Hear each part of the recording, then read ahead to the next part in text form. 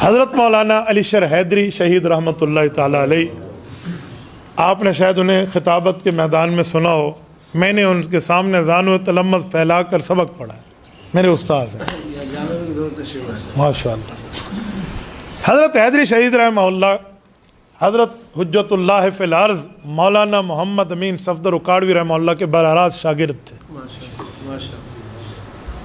حضرت حیدری شہید رحمہ اللہ حوالہ جات پہ حوالہ جات دیتے نا، تو میں نے ایک دن حضرت حیدری شہید رحمہ اللہ سے پوچھا، بادام کھاتے ہیں آپ، اخروٹ کھاتے ہیں، آپ کی کیا مغزیات ہیں کھانے کے، حوالہ جات آپ کو یاد ہے؟ میں ان کے ہاتھ دباتا تو ان کے ہاتھ میں راڈو گھڑی پہنی ہوئی ہوتی تھی، تو کبھی کبھی گھڑی اتارنی پڑتی نا استاد جی کو دبانے کے لیے، تو وہ ہاتھ یوں کر لیتے ہوئے گھڑی چوری نہیں کری، مذاق میں کہتے۔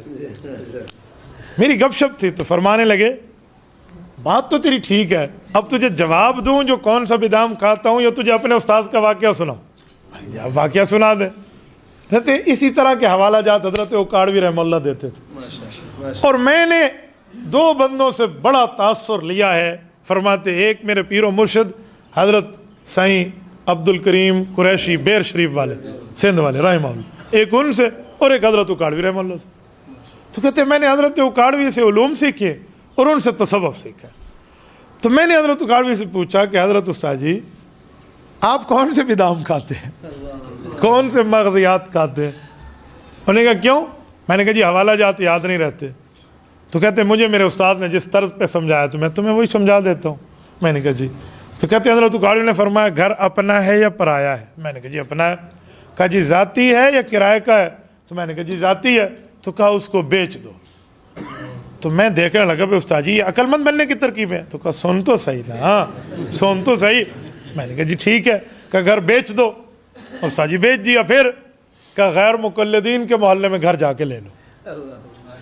میں نے کہا استاد جی لے لیا۔ پھر کہتے اب سن، مسجد نماز اپنی میں پڑھنے جانا، مدائن نہ بننا۔ جی اپنی میں جاؤں گا، ظاہری بات ہے، اہل باطل کی مسجد میں تو میں نہیں جاتا۔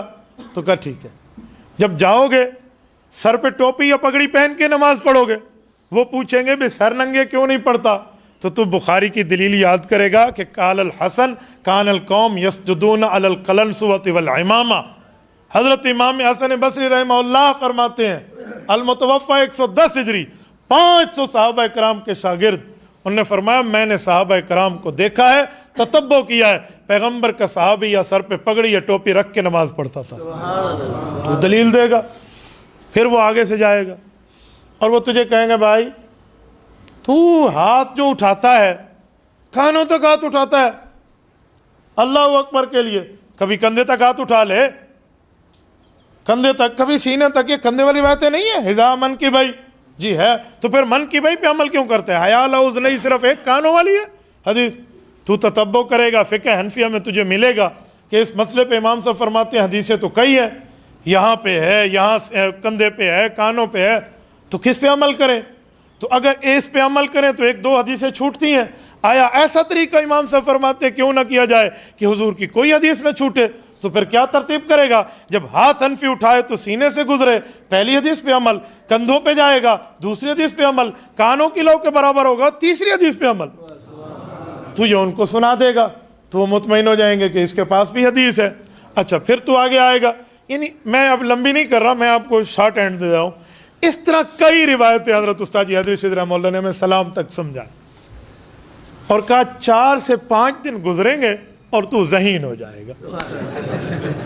تو حضرت حیدری شہید رحمہ اللہ فرمان لگے، مجھے پھر سمجھ آیا کہ استاد جی مجھے گھر نہیں بچوا رہے، مجھے غیر مقلدوں کے محلے میں گھر لینے کا نہیں کہہ رہے، یہ کہہ رہے ہیں کہ ایسے ماحول میں اگر تو نے زندگی گزاری جہاں سوال جواب کا ماحول ہو تو تجھے حوالے یاد ہو جائیں گے۔ اس کے لیے بادام، اس کے لیے اخروٹ، اس کے لیے کوئی کانجو اور اس کے لیے پستے نہیں چاہیے۔ تو یقین مانیے اگر یہی حال ہوا، ہم تھوڑا سا ماحول سوالن جوابن پیدا کر لیں، کمپٹیشن کے معاملات، مقابلے کے، یا اس طرح کے بیان میں یاد کر کے پھر آگے یہ سنانا، یوں کرنا، اس طرح کی تیاری ہو جائے تو یقین مانیے بندے کو حوالہ جات ازبر ہو جائیں۔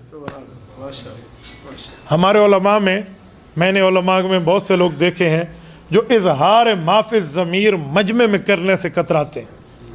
کمرے میں تو کہیں گے جی ایسے ایسے ایسے، سب کو سنا دیں گے، بیوی کے سامنے سارے خطیب بنے ہوئے ہوں گے، لیکن باہر مجمع میں بات نہیں ہوتی. ہمارے ایک مولوی صاحب ہے، اس سے مجمع میں بات نہیں ہوتی. میں نے اسے کہا یار کیوں نہیں ہوتی؟ شیخ الہند بھی سیدھی تقریر نہیں کر سکتے تھے. میں نے کہا انا للہ، تجھے کس نے کہا شیخ الہند نہیں کر سکتے؟ وہ ایک سوانح حیات ایک بزرگ کی لے کر وہاں لکھا ہوا تھا کہ حضرت شیخ الہند کی تقریر عوامی میں ہچکچاہٹ تھی. تو یار اگر زمانہ طالب علمی میں تھی تو اس کا کیا مطلب؟ کہنے لگا اچھا حضرت خواجہ خان محمد رحمہ اللہ بھی تو تقریر نہیں کرتے. یعنی اپنی غلطی کی دلیل بزرگوں سے دے رہا ہے. تو میں نے اسے کہا کہ رسول اللہ صلی اللہ علیہ وسلم بیان فرماتے تھے، قام رسول اللہ فینا خطیبہ، حضرت ابو ہریرہ کی روایت ہے.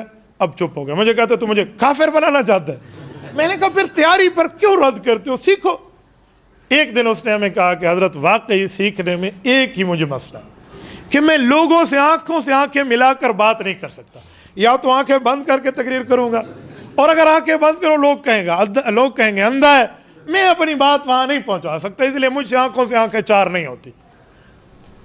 میں ایک بہت بڑی شخصیت، اللہ اس کی قبر پہ کروڑوں اربوں رحمت نازل فرمائے، ان کے پاس انہیں لے گیا. انہوں نے بہترین حل اس کا بتا. اس نے کہا عالم کو چاہیے اگر اس نے بیان سیکھنا ہے نا تو پھر یہ شیشے کے سامنے کھڑا ہو جائے اور شیشے میں اپنی آنکھوں سے آنکھیں ملا کر تقریر کرے. یہ جھاکا اس کا ختم ہو جائے گا، یہ جھجک ختم ہو جائے گی. اور حقیقت میں جب آپ شیشے میں ٹھہریں اور یوں بتائیں نا کہ میں آسمان پہ لیے اوپر ہاتھ، زمین کے لیے نیچے ہاتھ، اور شعر پڑھ رہا ہوں، یہ وہ ساری سیٹنگ ہو جائے گی. شیشے کا 1 گھنٹہ عوام کے 100 گھنٹے آپ کو دے جائے گا. تو اس طرح سیکھنے کے ماحول ہونے چاہیے. تو حضرت اکاڑوی رحمہ اللہ کی بات میں اس لیے پیش کر رہا ہوں کہ ہمارے پاس سیکھنے کے ماحول ہونے چاہیے. یہ مجلس علمی میں طلباء تو نہیں بیٹھیں گے نا، عوام علماء ہی بیٹھیں گے. ہم آپس میں ایک دوسرے کے ساتھ مذاکرات کریں، آپس میں ایک دوسرے کے ساتھ گفتگو کریں اور سیکھیں. اگر سیکھنے میں سستی ہو تو علماء کرام میں ایک گزارش مزید کروں گا، پھر ہمیں ایک غیرت کا کیپسول کھانا چاہیے. وہ کیا ہے کہ جو ہم پڑھے ہیں نا، ہمارے اساتذہ کرام کو تنخواہیں ملی ہیں لوگوں کے صدقات سے، ہمارے مدارس کا تعاون ہوا ہے لوگوں کے عطیات سے، ہمیں زکوٰۃ سے کھانا کھلایا گیا. اسی لیے کہ جب مذہب پر پہرے کی باری آئے گی ہم بھیکی بلی کا کردار ادا کریں یا شیر کا کردار ادا کریں. شیر کا کردار. اسی لیے لوگوں نے زکوٰۃ دی ہے، پیٹ کاٹ کے ہمیں کھلایا ہے، ہمیں سب کچھ کیا ہے. ہمیں وہی کتب ملی آتی یا تو صدقات والی، ہم نے اس سے پڑھا ہے. آج مذہب کی چوکی داری کی بات ہے تو مجھے بھی کمر بستہ ہونا چاہیے. یہ کیپسول کھائیں گے تو معاملہ ٹھیک ہو جائے گا. کوئی اور لوگ کیپسول کھاتے ہیں، اسی جگہ یہ کیپسول کھا لے بندہ، بہتر ہو جائے، علوم مضبوط ہو جائیں. تو میرے دوستو، یہ چند باتیں میں نے اس لیے سمجھائی. تبارك الذي نزل الفرقان على عبده ليكون للعالمين نذيرا.